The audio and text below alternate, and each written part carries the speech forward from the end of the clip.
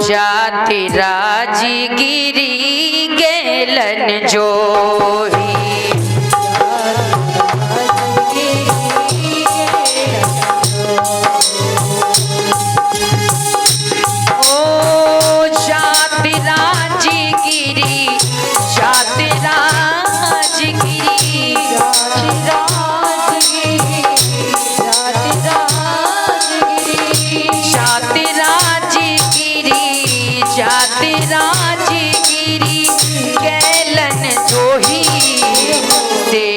सुहासिनी कुमारी मोही, सेठ कुमारी सुहासिनी मोही।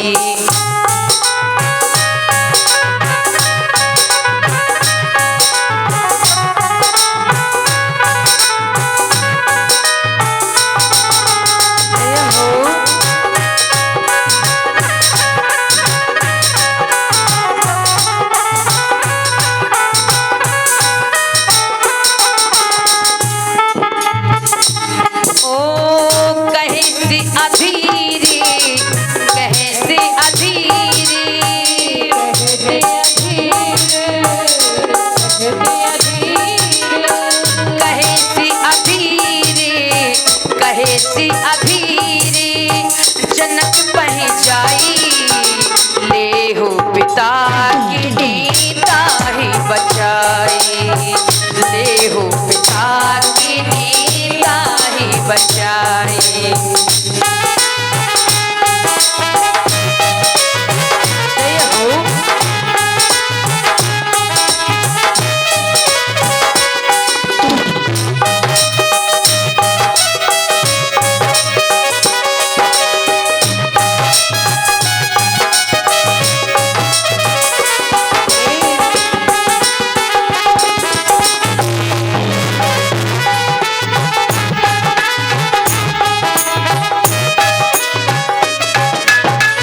ध्यान रहे, आज क्रूर जल्लाद उसको बांध करके नगर की गलियों से ले जा रहे थे। जाति राजगिरी गैलन जोही,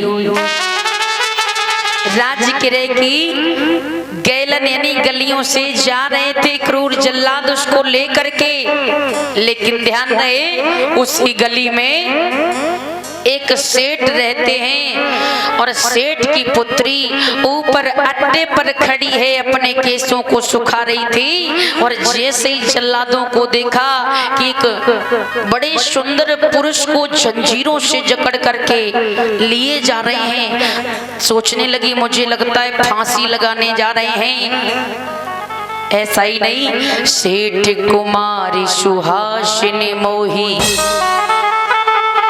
उस सुंदर युवक को देख करके सेठ कुमारी सुहासिनी मोही यानी उसको देख करके उसकी सुंदरता पर मोहित हो गई। और जैसे ही उसे लगा कि कितना सुंदर है, जैसे उसके मन में उसके प्रति प्रेम भाव उत्पन्न हुआ तो एकदम से अंटे से उतरी और भाग करके पिता से गई और बड़ी अधीर होके व्याकुल होके कहने लगी, कहे सी अधीर जनक पही जाई। यानी अधीर हो करके जनक माने पिता से जा करके कहने लगी, ले हो पिता की निता ही बचाई। हे पिता, उसको क्यों नहीं बचा लेते? अरे देखो ना कितना सुंदर पुरुष है। अरे जा रहे वो क्रूर जल्लाद उसको फांसी लगवा देंगे। ऐसा ही नहीं, सेठ कहने लगे, हे पुत्री कहाँ? पुत्री भाग करके बाहर ले आई, अपने पिता को आई, जल्दी देखो जल्दी निकला जा रहा है वो, अरे उसको फांसी लगा देगी। पिताजी ने देखा उस चोर को, पहचान लिया ये तो चोरी करता है, भाई इसे तो दंड मिलना चाहिए। पुत्री से कहा बिटिया ऐसा करो, ये चोर है। अरे सुंदर है तो क्या हुआ, अरे चोर है, ये बहुत चोरी करता है, ये तो इसी लायक है। अरे जाने दो उसको, छोड़ो उसको, आपको सुंदर लड़का ढूंढ के आपकी शादी करवा देंगे। लड़की कहने लगी नहीं पिताजी, मुझे अब कोई भी लड़का पसंद नहीं है, मैं तो इसी के साथ शादी करूंगी।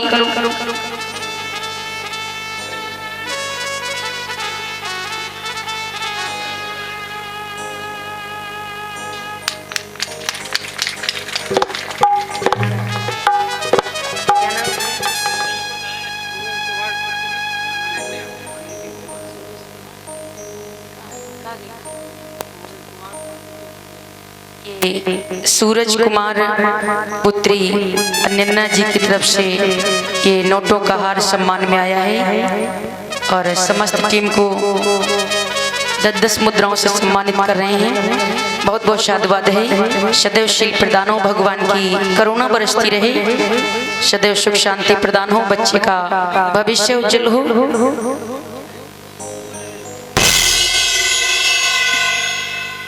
काय थरियां फोरे डारे।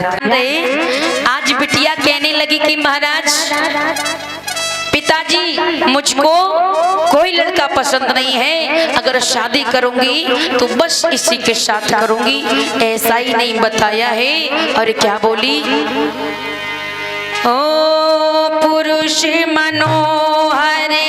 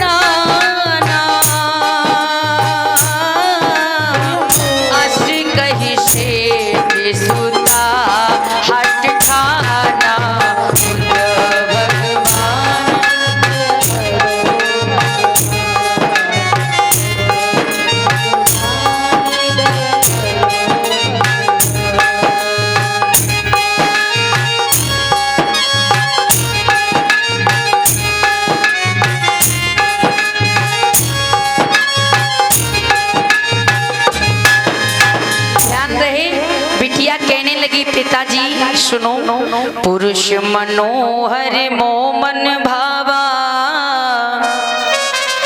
ताविनु प्राण दहऊं उर्दावा। करब बियाह तजब न तु प्राणा और अस कही शेठ सुता हट ठाना।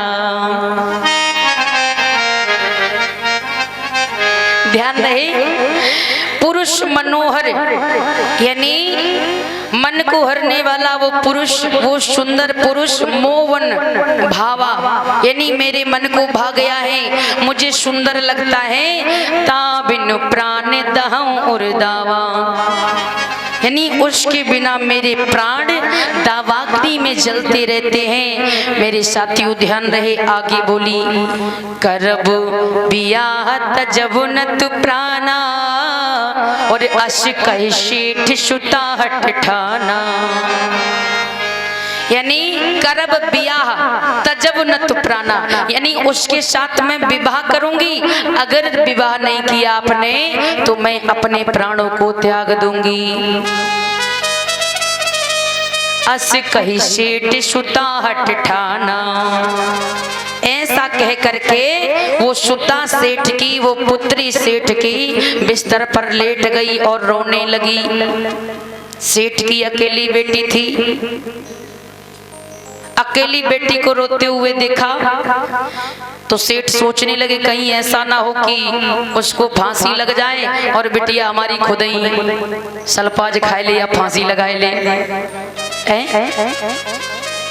कहीं मेरी बिटिया मर ना जाए, कहीं मेरी बेटी फांसी ना लगा ले। इसी कारण आज सेठ ने कहा बिटिया सुनो, बढ़िया लड़का चाहते, सुंदर लड़का तुम्हें ढूंढ दिए और शादी कर देंगे, उस चोर के साथ शादी मत करो। ध्यान दें, आज बहुत भांति सेठ ने समझाया, लेकिन वो बिटिया पिता की बात नहीं मानी। और लिखा है बहुविदिता ही बुझाई सी बापू,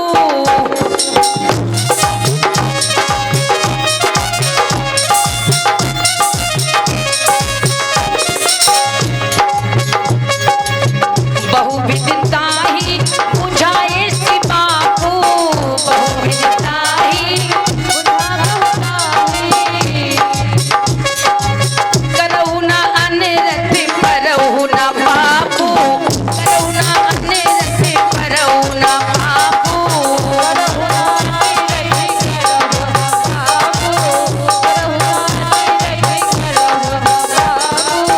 और सुनो बिटिया, अगर तुम ब्याह करना चाहती हो तो सुनो उसका चरित्र कैसा है।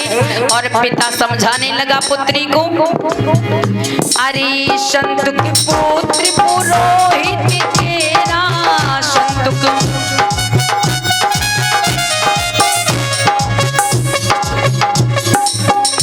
अरे संतुक पुत्र पुरोहित तेरा,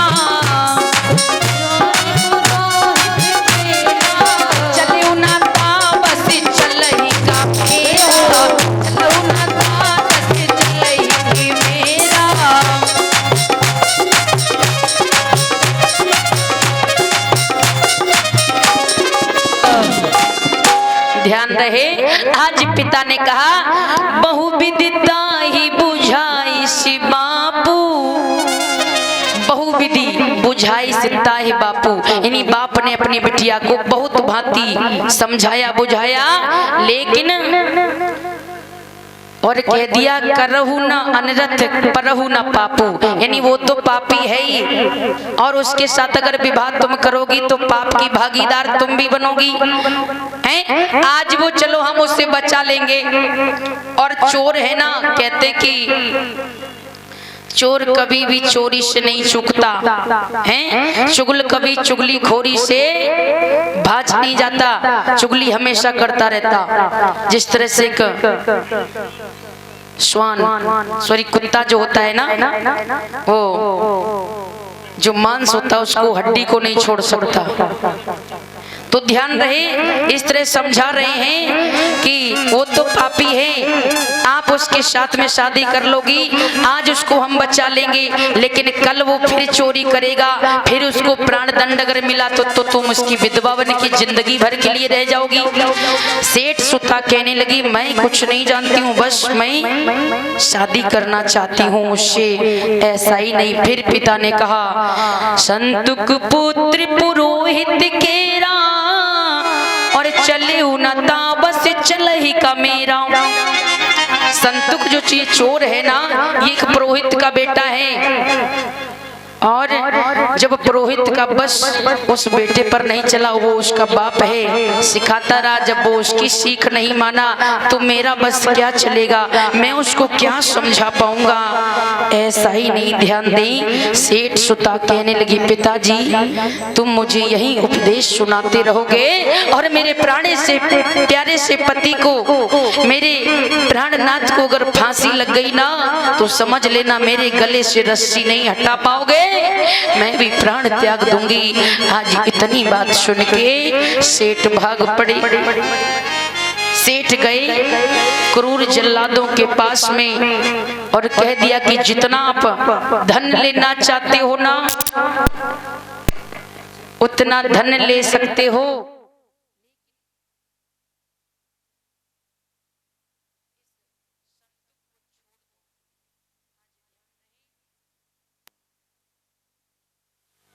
सेठ जी ने धन दिया है, धन का लालच दे करके उस अपकर्मी चोर संतुक को छुड़वा लिया है।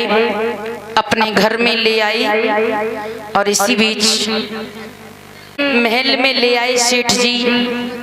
आज उस संतुक को बिठाला है चारपाई पर, सारा हाल बताया कि हे संतुक, आपको देख करके मेरी बेटी मोहित हो गई, वह आपसे शादी करना चाहती है। आज संतुक सोचने लगा, कहाँ मैं जिंदगी की आखिरी सांसें ले रहा था, लगता है जिंदगी का पहला दिन है, अब तो मैं बच गया है, अब मैं बच गया, अब मेरी जिंदगी की शुरुआत हो गई। संत को बड़ा प्रसन्न हुआ। ऐसा ही नहीं, सेठ जी ने अपने घर पे संतुक को नहलवाया धुलवाया, अच्छे से उसको सुंदर से वस्त्र पहनाए। दूसरा दिन जब हुआ, सेठ की पुत्री को चैन नहीं था, एक एक पल उसका एक एक वर्ष के समान कट रहा था। सेठ ने देर नहीं की, शादी पक्की कर दी। जब शादी का दिन निश्चित आया, आज सेठ के घर में वह संतुक चोर दूल्हे की वेशभूषा पहनता है। ऐसा ही नहीं, लिखा भी है,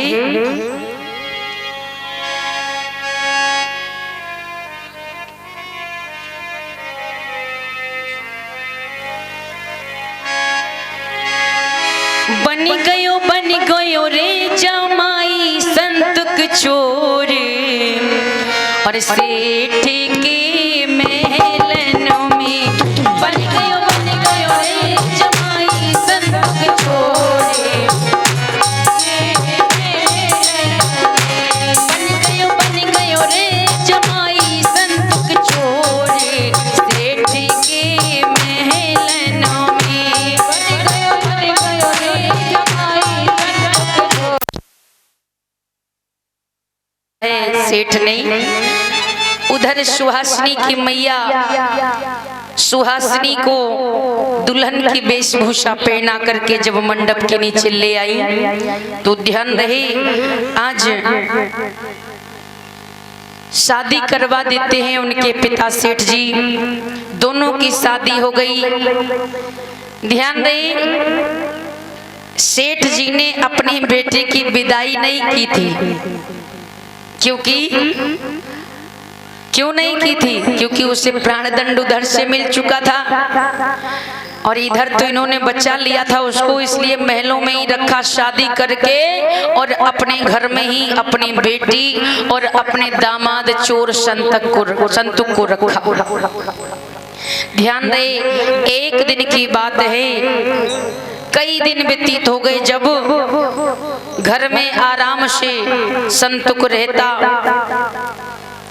संतुक घर में रहता, सुहासिनी भी रहती, समय बीत रहा है। धीरे धीरे वह अपने घर आने जाने लगा। कौन? संतुक अपने घर।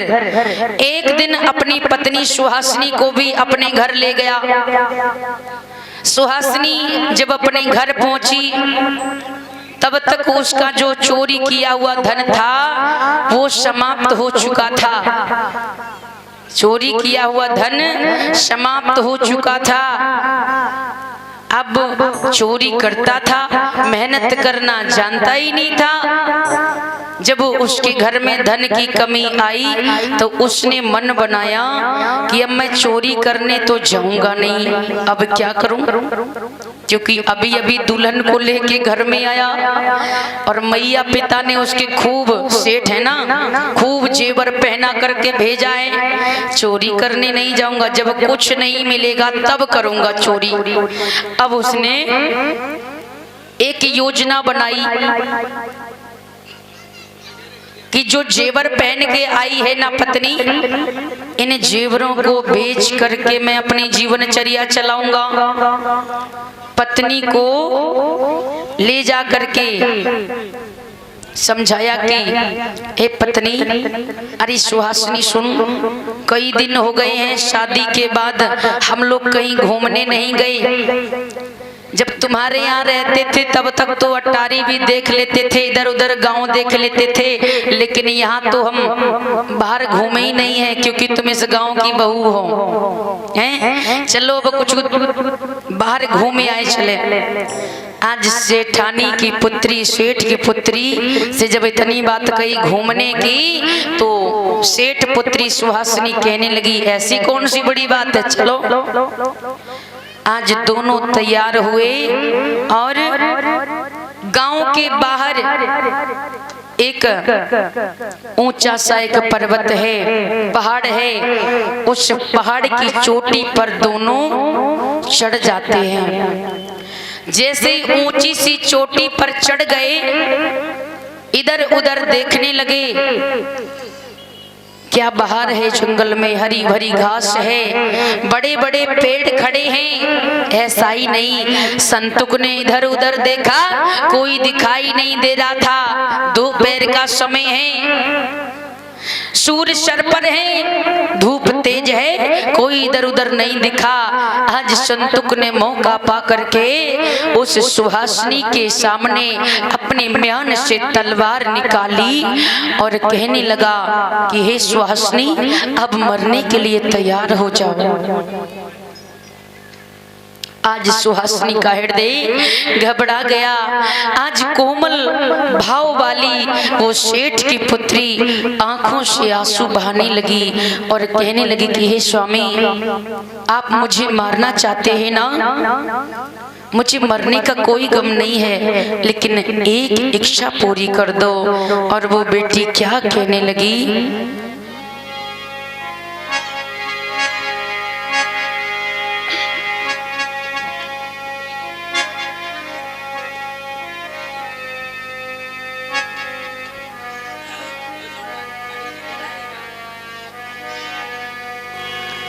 मारोगे तुम हमको तो इच्छा पूरी कर दो।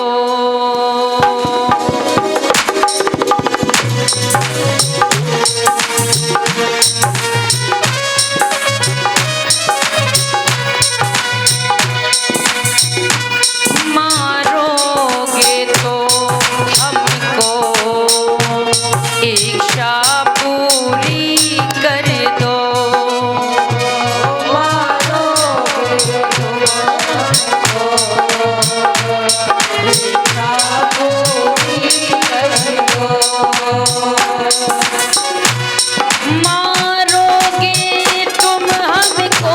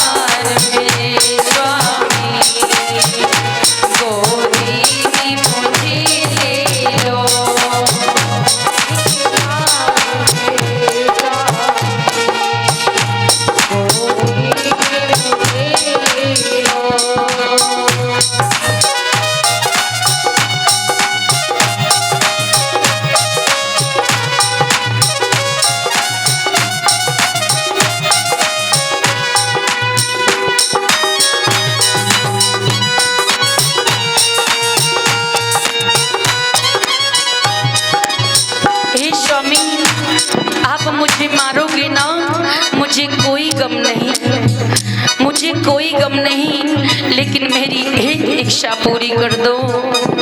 सिर्फ एक बार मुझे प्यार से, एक बार मुझे प्यार से अपनी गोद में ले लो और और कहने लगी है हे स्वामी, तुम्हें नहीं पता, तुम्हें तो कब का जल्लाद मार डालते, मैंने आपके जीवन को बचाया है स्वामी। आप मेरे जीवन को चाहे बचा लो और चाहे मुझे मार दो। और कहने लगी सुहासिनी, मैंने तुमको स्वामी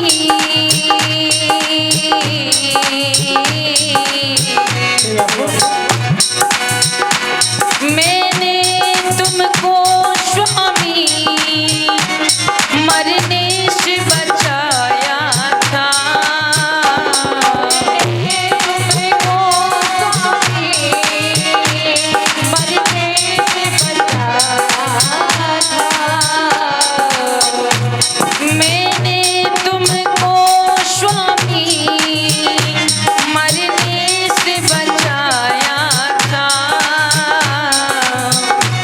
तुमको स्वामी मरने से बचाया था।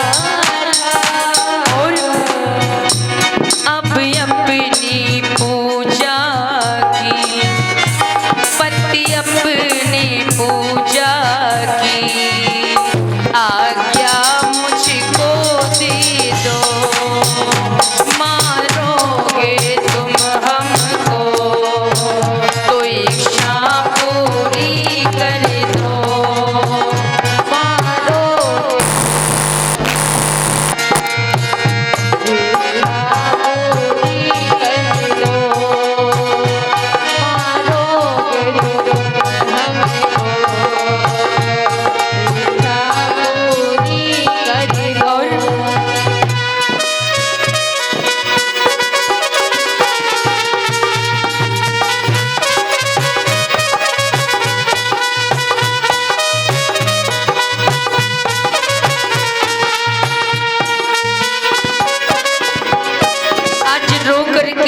सुहासिनी कहने लगी, स्वामी सुनो,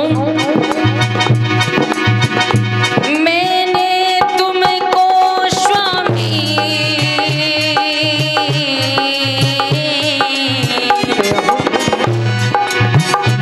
मैंने तुमको स्वामी दूल्हा भी बनाया था,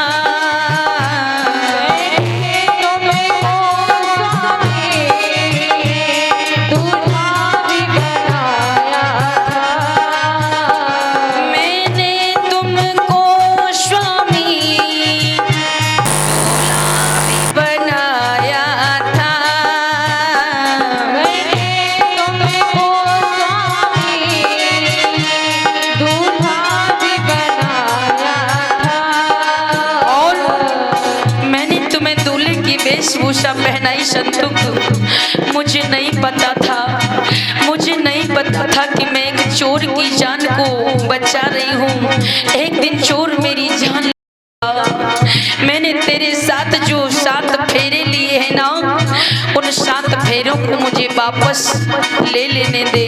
और क्या बोली, कर लेंगे 7 फेरे, कर लेंगे 7 फेरे, मन की पूरी कर दो, कर लेंगे 7 फेरे, पूरी कर दो, मारोगे तुम हमको, पूरी कर दो, मारोगे तुम हमको, इच्छा पूरी कर दो, मारोगे तुम हमको तो इच्छा पूरी कर दो।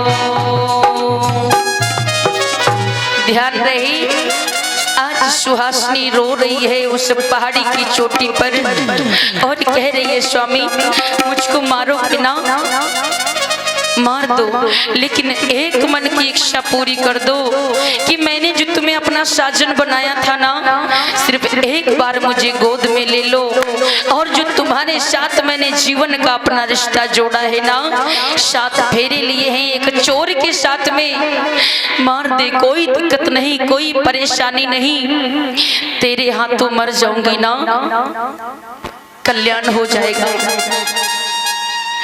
मुझे मार दे, लेकिन अब मैं जान गई हूं कि जो अपकर्मी होते हैं उनको दंड मिलना ही चाहिए। तू अपकर्मी बिल्कुल नहीं है, लेकिन एक चोर, एक अपकर्मी के साथ जो मैंने रिश्ता जोड़ा है, एक अपकर्मी को दंड देने से मैंने बचाया, तो सबसे ज्यादा तो अपकर्मी मैं हूँ। तेरा दोष नहीं है संतुक, लेकिन मैं अंतिम समय तेरी जीवन अर्धांगिनी बन के नहीं, बल्कि तेरे साथ जो 7 फेरे लिए थे वो मैं उल्टे फेरे लूंगी, और मैं अपने फेरे वापस ले करके तेरे हाथों से मर जाऊंगी। लेकिन साथियों ध्यान रहे, इतनी बात जब सुनी संतुक ने, मरने से भय नहीं खाती, मेरे हाथों मरना भी चाहती है। आज उसके अंदर प्रेम बढ़ आया और कहने लगी, ठीक है सुहासिनी, जैसा करना चाहती है वैसा कर ले। आज संतुक ने उसको गोद में लिया, कुछ देर वह गोद में बैठी रही, लेकिन जब 7 फेरे उठ करके संतुक के लगाने लगी, संतुक सीधा खड़ा है, 7 फेरे संतुक के लगाए, और जैसे ही 7वां फेरा आया, 6 फेरे लग गए, 7वां फेरा आया, तो ध्यान रहे ऊंची सी चोटी पर दोनों खड़े थे। आज उस सुहासिनी ने जिसकी जान बचाई थी चोर की, उसको एकदम से धक्का दे दिया, और ऊंची सी चोटी से वह अपकर्मी नीचे खंदक में जा गिरा। कवि का भाव है, घात लगाई सुमुख अधबीचे, और औंच की ताही ढकेली नीचे। बीच में ही उसने घात लगाई और एकदम से ऊंची सी चोटी से धक्का मार दिया कि वह अपकर्मी नीचे खंदक में जा गिरा, उसका सर फूट गया,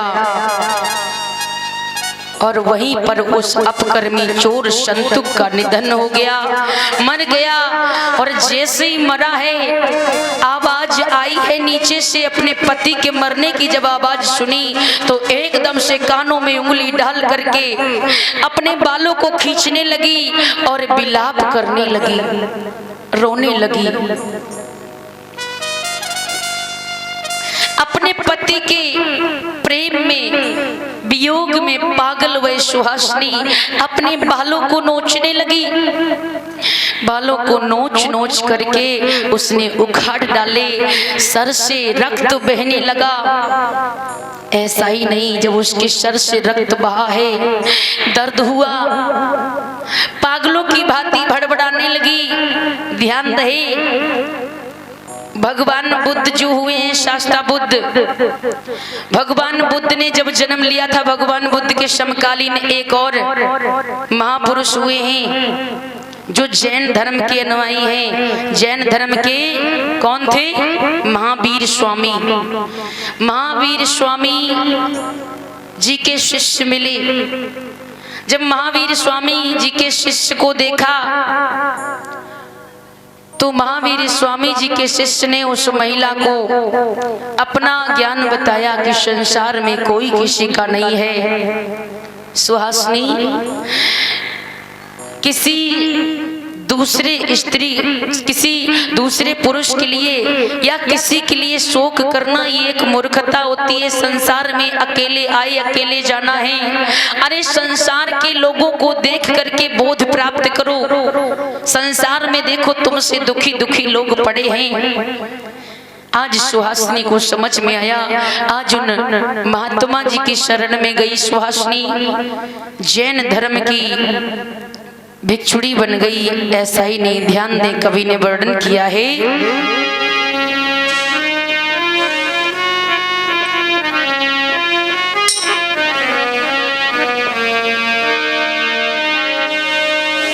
बेगी बनाई सी और नीवर बेसू, बेगी बनाई सी नीवर बेसू, निज कर कीन विलुंचित केसो, निज कर कीन विलुंचित केसो।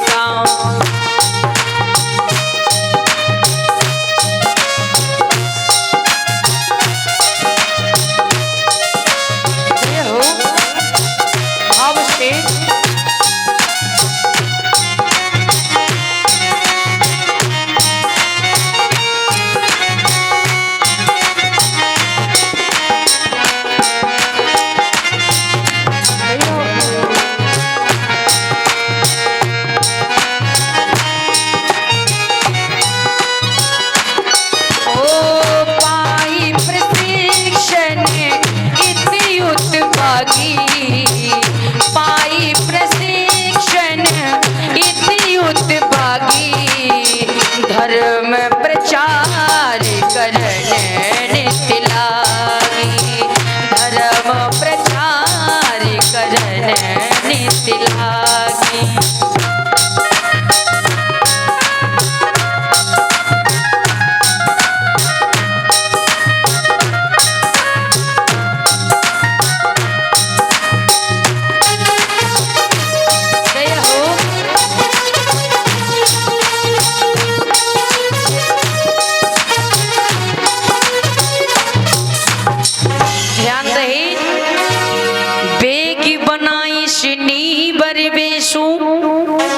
यानी आज एक जैन भिक्षुड़ी का भेष बना लिया। निज कर कीन विलुंचित केशु, अपने हाथों से जो उसने बाल उखाड़ डाले थे, सर से रक्त बह रहा था, और पुनि जब जाम भय सिर बारा, जब दोबारा उस सुहासिनी साध्वी के सर पे बाल उगे तो बताया जाता है कुंडल गोल गहनी कर, कुंडल को गोल गही आकारा। यानी पुनः जब बाल उगे तो गोल गोल कुंडल की तरह से उसके बाल उगे, घुंघराले। कहने का मतलब घुंघराले जब बाल उगे उसके सर से, तभी तो नाम परयू तब कुंडल के सा, रूप रसायन नीवर बेशा। यानी नाम परयू तब कुंडल के, उसका नाम क्या पड़ गया? गोल गोल कुंडल के आकार के उसके बाल थे ना, उसका नाम इसीलिए कुंडल केसा पड़ी जाता है। रूप रसायन नीवर वेशा, यानी गोल गोल जो बाल उगे उसके सर पे घुंघराले बड़े सुंदर लगते, और गोरी सुंदर तो थी लेकिन भिक्षुड़ी भेष में भी बड़ी सुंदर, रूप रसायन यानी बड़ी सुंदर है। सुंदरता का वर्णन किया कवि ने। पाई प्रशिक्षण इति उत्वागी, प्रशिक्षण पाके गुरुओं का ज्ञान पाके धर्म प्रचार करन तब लागी। वो जैन धर्म का प्रचार करने लगी और इतनी होशियार हो गई, जैन धर्म के बारे में जानकारी उसके पास बहुत हो गई, होशियार भिक्षुड़ी के नाम से जानी गई। वो चेतावनी देती थी सभी को। एक जैन धर्म का विजय केतु उसके साथ में रहता था, झंडा उसके साथ में रहता था, और उस पर लिखा है कि जो भी मेधावी भिक्षुड़ी कुंडल केसा से शास्त्रार्थ करना चाहता है, शास्त्रार्थ करना चाहता है तो वह कुंडल केसा के आश्रम में आ जाए। कवि ने वर्णन किया है, निज धुज गाड़ी रहे जहां जाई,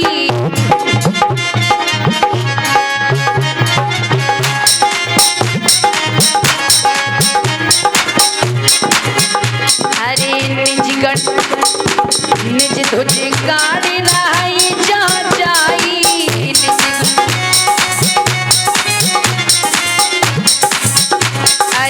निज धुज गाड़ी रही जहाँ जाई, अरे लेख पाट अस देत लगाई, लेख पाट अस देत लगाई।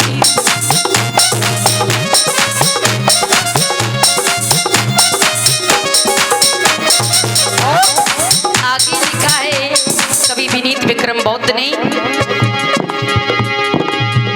अरे धर्म समर्हित गति होई, धर्म समर्हित, अरे धर्म समर्हित गति होई, धर्म समर्हित गति होई, अरे यह जय के तू खा रही सोई, यह जय के तू खा रही सोई।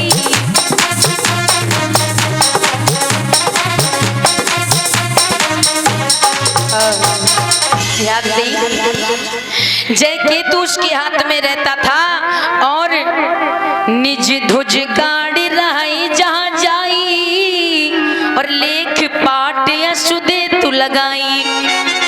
जहां पर रहती थी वहीं पर जय केतु गाड़ देती थी, और किसके लिए? धर्म समर्हित उघति सोई, धर्म के प्रति अगर कोई शास्त्रार्थ करना चाहता है, समर करना चाहता है, तो यह जे केतु खा रही सोई, ये जे केतु वही उखाड़ सकता है जो हमसे शास्त्रार्थ करे। ध्यान रहे साथियों, हुआ क्या, एक दिन की बात है, वह मेधावी भिक्षुड़ी कुंडल केसा जेतवन की ओर गई, और जेतवन में जा करके बाहर ही जय केतु अपना गाड़ दिया है। ध्यान रहे, भगवान के प्रिय शिष्य ब्राह्मण वंश से भिक्षु शारिपुत्र ने जब देखा उस जय केतु को गड़ा हुआ कि जो भी जैन धर्म से संबंधित शास्त्रार्थ करना चाहता है वो इस जय केतु को उखाड़ सकता है, मेधावी भिक्षुड़ी कुंडल केसा से शास्त्रार्थ करे, ऐसा ही नहीं। ध्यान दें, कवि ने वर्णन किया, आज जैसे भिक्षाटन करके लौटे शारिपुत्र और जैसे ही देखा जय केतु, तुरंत ही उन्होंने क्या किया, अरे देखी उखार निशार सुधीर मोहि रोपति छाई,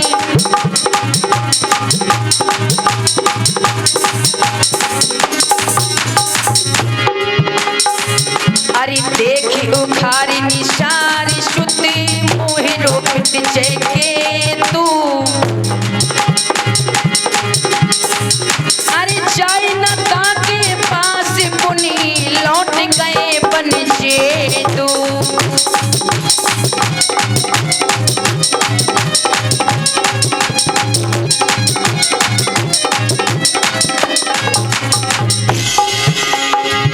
अरे देखी उखारी निसारी सुत अरे मोहि रोपित जगे तू। अरे जाई न ताके पास पुनी लौट गए बन।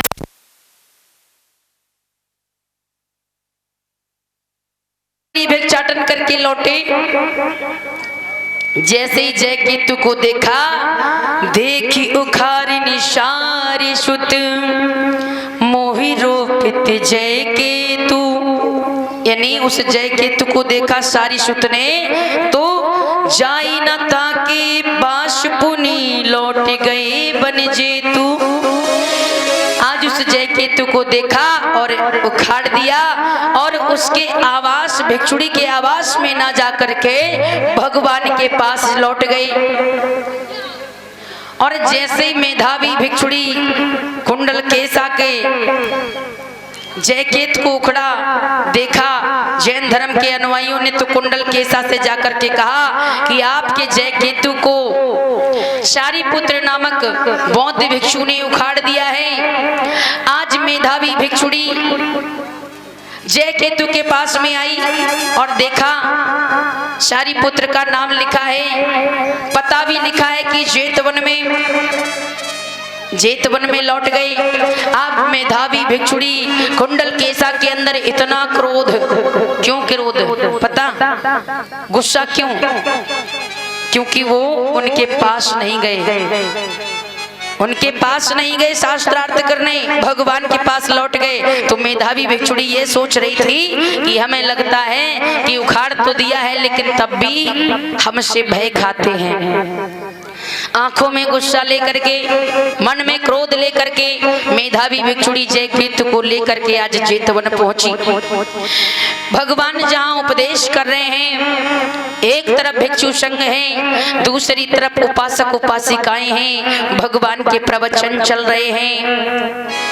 मेधावी भिक्षुड़ी पहुंची और दूर से आवाज लगाई कि हे भगवान बुद्ध, आपके शिष्यों में से शारिपुत्र नामक भिक्षु कौन है? मैं उनसे मिलना चाहती हूँ। भगवान शांत हो गए, शारिपुत्र की तरफ इशारा किया, शारिपुत्र खड़े हो गए।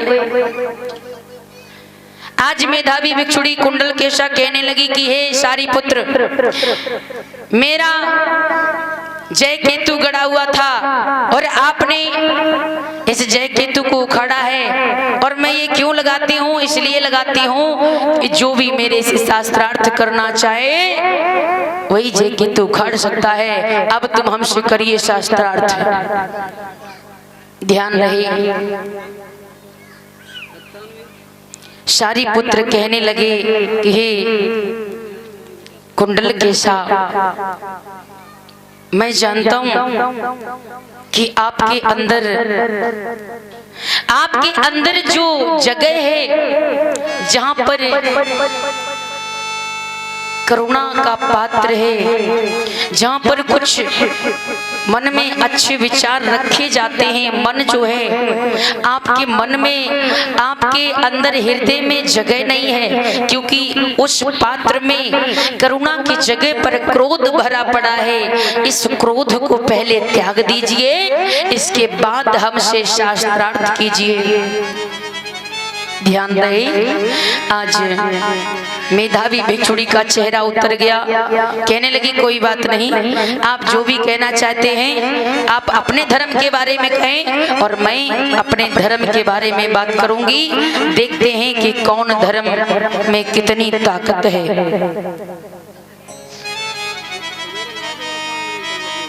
शारिपुत्र भगवान की रोज धम्म देशना सुना करते थे। जो भगवान बताते वही बताने लगे कि हे कुंडल केशा, आपके धर्म में ऐसा मानते हैं कि ऐश्वर्य शक्ति है। आपके धर्म में मानते हैं कि संसार में चर अचर प्राणी हैं। संसार में जो भी प्राणी आए हैं इनका कोई जन्म देने वाला कोई रचयिता है। ऐश्वर्य शक्ति जानते हैं, ईश्वर जिसे कहते हैं। ईश्वर की संतानें हैं, भगवान की संतानें हैं। ईश्वर एक परम शक्ति है। ईश्वर को वही प्राप्त कर सकता है जिसके अंदर त्याग है। जो भोजन ना खाए, व्रत अनुष्ठान करे, दिन रात पूजा अर्चना करे, साधना करे, हैं? दिन रात उसके गुण गाए, दिन रात ध्यान समाधि लगाए, भूखों मरे, त्याग तपस्या करे, भोजन न करे, हैं? वही ऐश्वर्य शक्ति को पा सकता है। तो भोजन 10-12 दिन नहीं खाना, पता चल जाएगा कि कैसे ईश्वर तुम में शक्ति देते हैं।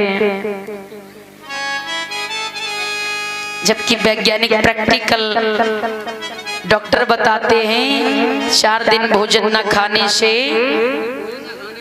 1 दिन भोजन न खाने से 4 दिन की उम्र कम होती है, ऐसा बताते हैं। लेकिन ध्यान रहे, अगर ईश्वर की प्राप्ति करने से हमारा कल्याण होता तो भैया लोगों कल से काम पर नहीं जाना। मेहनत किस लिए आप करते हैं? सारे दिन एकदम घोड़े गधे की तरह लगे रहते हैं, किस लिए कमाते हैं? तुमको भरपेट भोजन कराने के लिए। अगर व्रत अनुष्ठान करने से उम्र लंबी होती है, करवा चौथ व्रत रहने से उम्र लंबी होती है, तो भैया काम पे मती जाइए, तुम्हों के आराम और तुम्हें फायदा ही है, काम ना करने पड़ेगो और उम्र लंबी हो जाएगी तुम्हारी। रोज व्रत करो।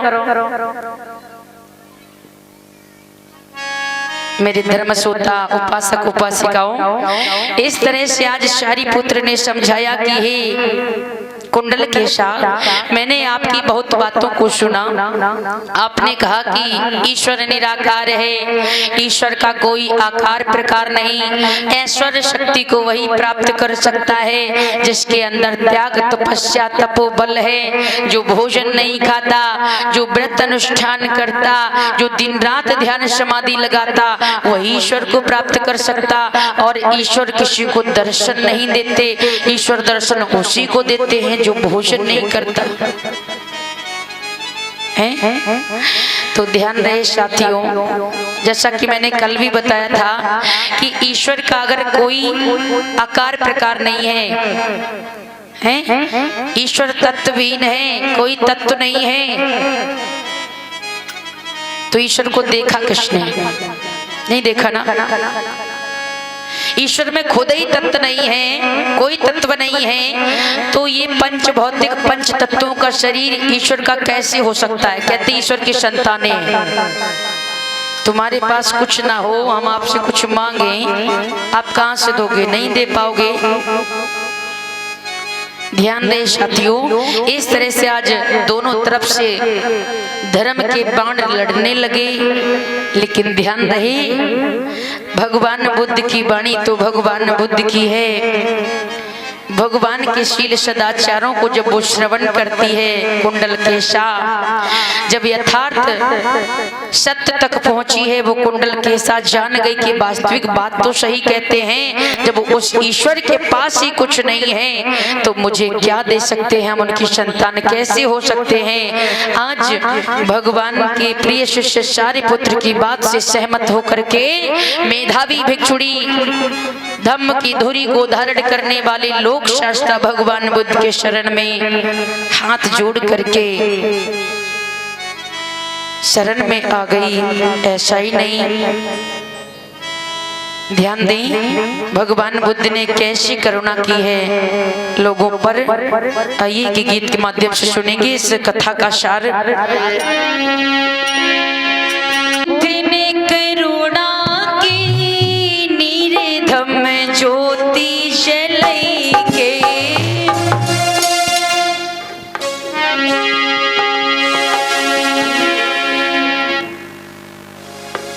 माताओं तालियों के साथ में बोलो। जा मालूम पत्ते हैं तुम पे ज्यादा। एक खेल है, कहाँ थी और कहाँ पहुंची फिर कहाँ आ गई। समय का परिवर्तन होता रहता है। मेरे साथियों ध्यान रहे, जो कल था वो आज नहीं है और जो आज है वो कल नहीं रहेगा। समय का परिवर्तन होता ही रहता है। ध्यान दें, जो बूढ़े माँ बाप को धोखा देते हैं उनके साथ ऐसा ही होता है। लेकिन अगर जीवन में एक बार भी शील सदाचारों को श्रवण कर लिया, एक बार भी मान लिया, तो ध्यान रहे जीवन परिवर्तित हो सकता है। कुछ तो उसके सद्कर्म थे जो उसको भगवान की शरण तक खींच लाए। ध्यान रहे, ऐसे ही एक बेटा था, एक बेटा था जो अपनी माता और पिता का सिर्फ इकलौता पुत्र था। काई की पंचायत हो रही। मैंने कहा आपको कि समय का विशेष ध्यान दें। जो कल था वो आज नहीं है, जो आज है वो कल नहीं रहेगा। समय का परिवर्तन होता रहता है और समय को वही पहचानता जो विवेकशील होता है। माताओं, एक बार नहीं 3-3 बार हमारे मुंह से कथा सुनी है और यही बातें मैं कहती हूँ, पर आप में बिल्कुल परिवर्तन नहीं है। समय का विशेष ध्यान रखें, क्योंकि मुझे गीत गाने का शौक नहीं है ना, और ये सोच के भी नहीं गाती हूँ कि आप लोग एकदम अच्छा कहेंगे और कहेंगे भाई बहुत अच्छी कथा कहती हैं। तो मैं अपनी आवाज का गीतों का महत्व तो कभी नहीं समझती हूँ, चाहे आवाज खराब हो चाहे अच्छी हो, हमें जो कहना है वो कहना है। मेरा अपना ऐसा ही प्रयास रहता हमेशा कि ज्यादा से ज्यादा हमारी बातों को आप सुने। गीतों में कुछ नहीं है, सिर्फ आपको बिठाले रहने का एक माध्यम है। ध्यान रहे, एक बेटा था जो माता और पिता का अकेला था। माँ ने अपने बच्चे को बड़े लाड प्यार से पाला। बच्चा छोटा था ना, उसकी आंख में एक बार कांटा चुभ गया और उसकी आंख फूट गई। माताओं ध्यान से सुनेंगे, जब बच्चे की आंख फूट गई, डॉक्टर से इलाज कराया लेकिन आंख नहीं डलवा पाई। जिस माँ का इकलौता बेटा और जिसकी आंख फूट जाए, जब वो गली से निकले तो सभी उसको काना काना कह के बुलाए। क्या कहते थे? काना। जैसे कहें कनवा किधर जा रहा है, क्यों रे कनवा तेरी अम्मा क्या कर रही है। जब माँ सुन लेती कि मेरे बेटे से काना कहते हैं तो माँ का दिल रोता, बड़ा दुख होता उसको। क्या करे, इतना पैसा नहीं है उसके पास। माँ ने मन में विचार किया कि मेरा बेटा अकेला है, मैं इससे प्राणों से भी ज्यादा प्रेम करती हूँ। मुझे कोई गाली दे जाए बर्दाश्त हो जाती है, लेकिन मेरे बेटे से कोई भूल से भी कुछ गलत बात कहता नहीं सहन होती। डॉक्टर के पास गई और कहने लगी कि हे डॉक्टर साहब, एक मेरी आंख निकाल दो और मेरे बेटे की आंख में डाल दो। देखिए माँ की ममता। माँ ने अपनी आंख निकलवाई और बच्चे को डलवा दी। बच्चे का नाम काना खत्म हो गया। लेकिन जब माँ गली से होके गुजरती, सुबह सुबह उठ जाती तो पड़ोसी ताइनी मारती, कहाँ से कानी कहीं के निकल पड़ी, अब शगुन हो गया। ऐसा कहते ना, अब शगुन हो गया। जब माँ से कानी कहे तो माँ बड़ी खुश होती है कि चलो कोई दिक्कत नहीं, हमसे ही कहानी कहते हैं, मेरे बेटे से तो नहीं कहते। वही माँ खुश होती अपने आप को सुन के कि मुझे कहानी कहते, और ये सोच के कि मेरे बेटे को तो कहानी नहीं कहते, काना नहीं कहते। ध्यान रही, जब बेटा बड़ा हुआ, माँ ने हॉस्टल में डाल दिया, सारे पैसे को इकट्ठा करके बच्चा हॉस्टल में पढ़ने लगा। उच्च शिक्षा को जब प्राप्त हुआ है और जैसे ही जवान होके पूरी पढ़ाई पढ़ के बाहर जैसे ही निकला, आप जानते हैं हॉस्टल के बच्चे होशियार होते, तुरंत नौकरियों में ले लिए जाते हैं। बच्चा जवान जब पूरी पढ़ाई पढ़ के निकला तो उसे तुरंत ही जॉब मिल गई, विदेश में जाकर के जॉब करने लगा। माँ को बड़ी खुशी हुई कि मेरा बेटा ऑफिसर बन गया, मेरा बेटा नौकरी करने लग गया, अब तो मेरा बेटा आराम से अपनी जिंदगी काट लेगा। अपने बारे में ख्याल नहीं, आराम से ऐश की जिंदगी जिएगा मेरा बेटा।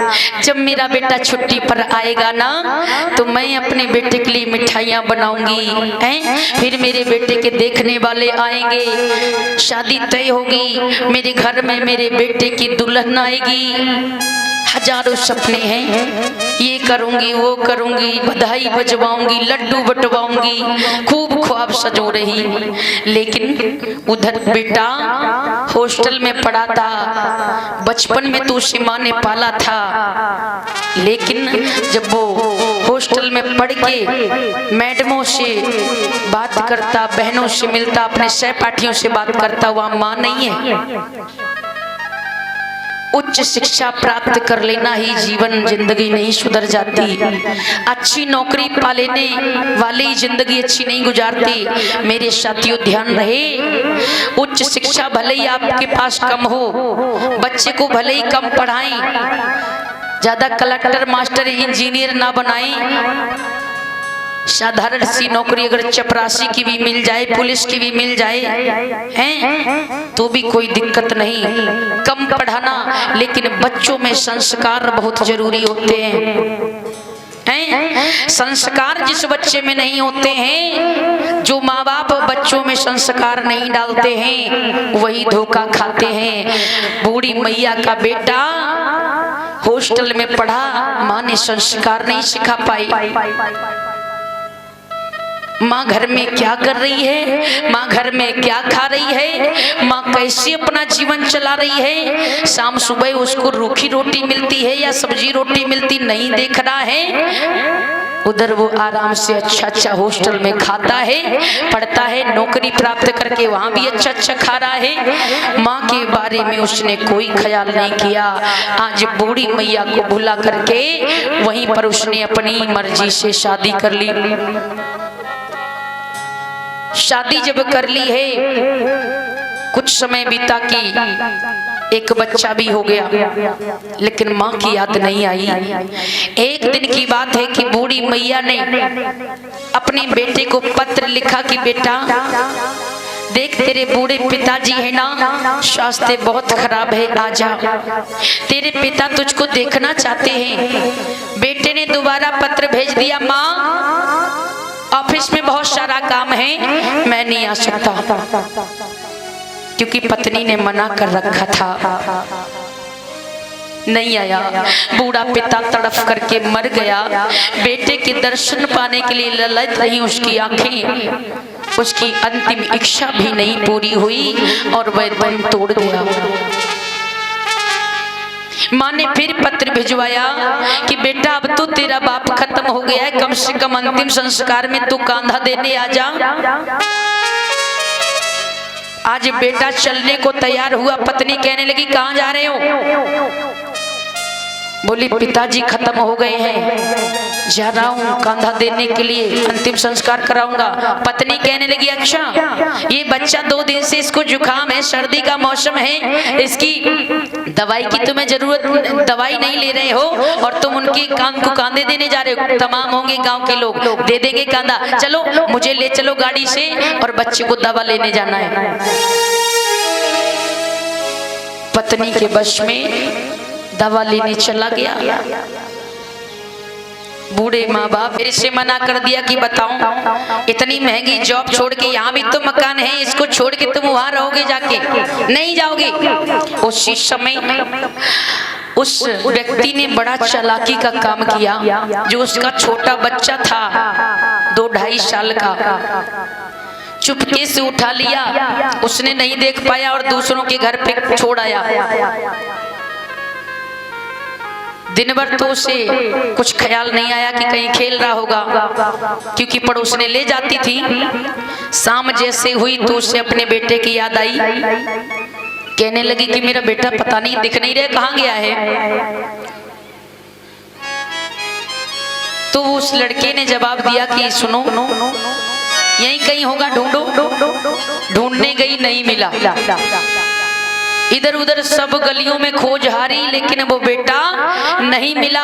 अब वो पत्नी रोने लगी कि नहीं, मैं अपने बेटे के बगैर नहीं जी सकती हूँ, मर जाऊंगी लेकिन मैं अपने बेटे के बगैर नहीं जीऊंगी। जल्दी से जाओ मेरे बेटे को ढूंढवाओ, अनाउंसमेंट कराओ, मेरा बेटा अगर किसी को मिला हो तो दे जाए। पत्नी रो रही थी। उसी समय पति ने कहा कि हे सुनो, मेरी बात सुनो, तेरा बेटा अभी मात्र 5-6 घंटे हुए हैं तुझसे अलग हुआ है, मेरे दिल से पूछ, मेरे दिल से पूछ, मेरे बूढ़े माँ बाप जिसका मैं अकेला बेटा हूँ, और वो बाप मुझे पाल पोस कर इतना बड़ा कर दिया, एक लाठी तैयार कर दी, एक कांधा तैयार मुझे किया, मैंने अपने बाप को कांधा भी नहीं दे पाया। मेरी माँ तड़प तड़प करके मर गई, मेरे पीछे खुशियां लुटाती रही, मैंने उस बूढ़ी माँ को कांधा भी नहीं दे पाया। तो रोटी देने की बहुत बड़ी बात है। मेरे दिल से पूछ, मैं अपने माता पिता से अलग इतने दिन तेरे साथ कैसे रहा? क्या मुझे माँ की याद नहीं आती? आज पत्नी का हृदय रो पड़ा है। जब उसके साथ भी ऐसा हुआ तब उसे समझ में आया, पत्नी का हृदय पिघल गया और कहने लगी नहीं स्वामी मुझे बताओ मेरा बेटा कहाँ है? उसी समय कहने लगा वो पति कि तेरी तरह मैं निर्दयी व्यक्ति नहीं हूँ, मेरे भी अंदर माता पिता के लिए प्रेम है। जिस तरह तेरे अंदर ममता है ना अपने बच्चे के प्रति, उसी तरह मेरी माँ के अंदर भी ममता है मुझे देखने की, लेकिन मैं उसको नहीं देख पाया। पड़ोस से बच्चा लाया, उस माँ को दिया। दोनों तीनों प्राणी आज वहां से चल पड़े अपने निज धाम के लिए। जब गांव आए, ध्यान रहे दोनों पति पत्नी रो रहे हैं। घर में आए, देखा क्या माँ की लहश भी नहीं है। घर को देखा, सूना घर खाने को दौड़ता रो रहा है। और ध्यान रहे जहां पर माँ का बिस्तर लगा था, सोचने लगा कि माँ नहीं देखने को मिली, तुम कहाँ मिलोगी? कम से कम मेरी माँ ने मेरे लिए कुछ न कुछ तो खास निशानी रखी होगी। आज बिस्तरों को उलट पलट के देखने लगा। जैसे बिस्तरों को उल्टा है तो देखा क्या कुछ नहीं था बूढ़ी माँ के पास, सिर्फ एक कागज का टुकड़ा रखा है। और उस कागज के टुकड़े को जैसे उठा करके देखा तो उसमें यही लिखा था, बेटा जब तू छोटा था ना तो तू वस्त्रों को गीला करता था, मैं गीले में सोई तुझे सूखे में सुलाया। इधर भी वस्त्र गीला कर देता तो मैं तुझे अपने सीने पर लिटा करके सुलाती, कभी गीले में नहीं सोने दिया। लेकिन बेटा तू खुश रहे, कहीं भी रहे, एक बात सदैव ध्यान रखना, अब आंख खोल के चलना, क्योंकि अब तेरे जीवन से तेरी माँ की ममता दूर हो रही है। तुझे पता होना चाहिए कि तेरी बचपन में एक आंख फूट गई थी। इस बूढ़ी माँ की ममता से पूछ, जब तुझको लोग काना कहकर बुलाते थे ना, तो मेरे सीने पर पत्थर सा गिरता था, मुझे चैन नहीं आता था। कई दिन मैंने तेरी आंख को देख देख कर खाना नहीं खाया था। मुझसे तेरा ये काना शब्द कहा मुझे बर्दाश्त नहीं हुआ। तब मैंने एक डॉक्टर से होकर के अपनी स्वयं एक आंख की पुतली निकलवा करके तेरी आंख में डाली। लेकिन बेटे अब आंख खोल के चलना है तुझको। आज बूढ़ी मैया के खत को पढ़ करके बेटा सर पर हाथ मारता हुआ, अपनी पत्नी को धिक्कारता हुआ, उसी चारपाई की पाटी पर सर पटकते पटकते रोने लगा। कहना चाहूंगी आप सबसे कि माता पिता की सेवा से बढ़कर के कुछ भी नहीं है संसार में। कहना चाहूंगी और मैंने लिखा है गीत के माध्यम से,